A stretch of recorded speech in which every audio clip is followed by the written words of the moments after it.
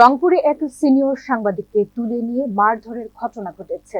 বিষয়টি প্রকাশ্যে আসার পর রংপুর সিটি কর্পোরেশনের সামনে বিভিন্ন সাংবাদিক সংগঠন ও পেশাজীবী সাংবাদিকরা অবস্থান কর্মসূচি পালন করেন। এ সময় সিটি কর্পোরেশনের গেট বন্ধ থাকায় রসিকের কর্মচারীরা সাংবাদিকদের উপর হামলা চালিয়ে তাদের সেখান থেকে বের করে দেয়। দুজন সাংবাদিক আহত হন। ঘটনা ঘটেছে রবিবার দুপুরে। ২১ টেলিভিশন ও দৈনিক সংবাদের সিনিয়র রিপোর্টার লিয়াকত আলী বাদলকে কাচারি বাজার থেকে তুলে নেওয়া হয়।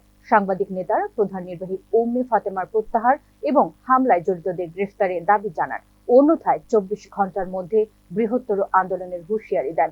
রংপুর মেট্রোপলিটন কোতোয়ালি থানার ভারপ্রাপ্ত কর্মকর্তা আতাউর রহমান জানিয়েছেন, সিসিটিভি ফুটেজ যাচাই করে দোষীদের আইনের আওতায় আনা হবে। একজনের নাম আমরা শনাক্ত করতে পারছি, বাকিগুলো সিসিটিভি ফুটেজ সংগ্রহ করতেছি। সংগ্রহ করে আমরা তাদের শনাক্ত করব।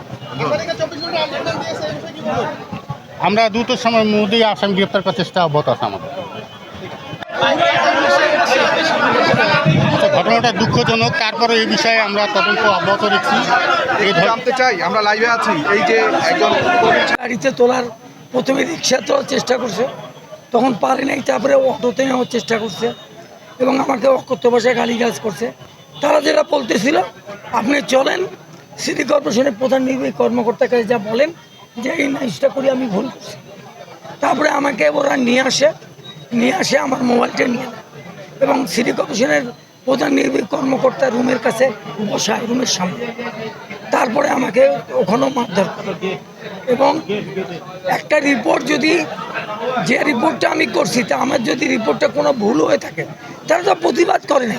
আসলে 5 কোটি টাকা একটা বড় ধরনের একটা টাকা খাইতে পারে নাই, এই জন্য এরা এই পদে বিভাগীয় কমিশনার প্রধান নির্বাহী কর্মকর্তার নির্দেশে এবং ওরা বলছে চলেন প্রধান নির্বাহী কর্মকর্তার